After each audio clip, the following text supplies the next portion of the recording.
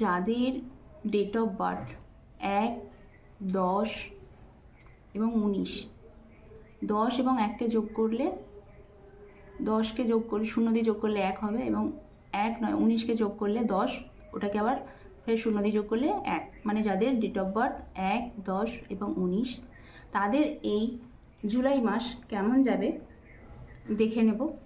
তাদের health, career এবং relation এটা দেখে নেব। আমার সাথে যোগ কানেক্ট হও তারা, ঠিক আছে?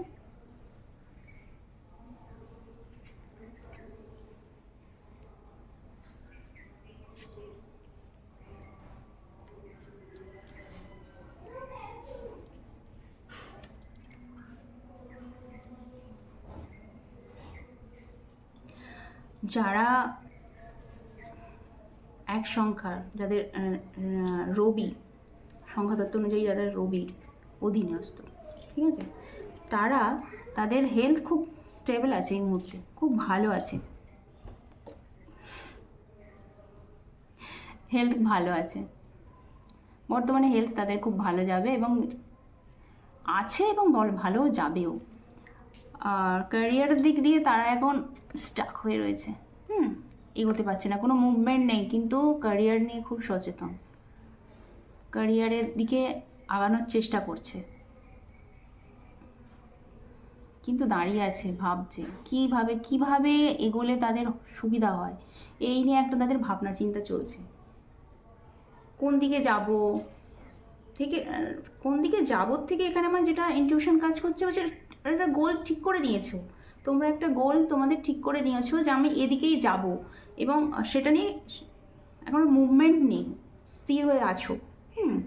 এবং রিলেশন নিয়ে যদি কথা বলি, রিলেশনে তোমাদের এখন একটু টালমাটাল চলছে, মানে মানসিকতা স্থির নেই, রিলেশনটা নিয়ে তোমাদের এখন মানসিকতা কোনো স্থিরতা নেই।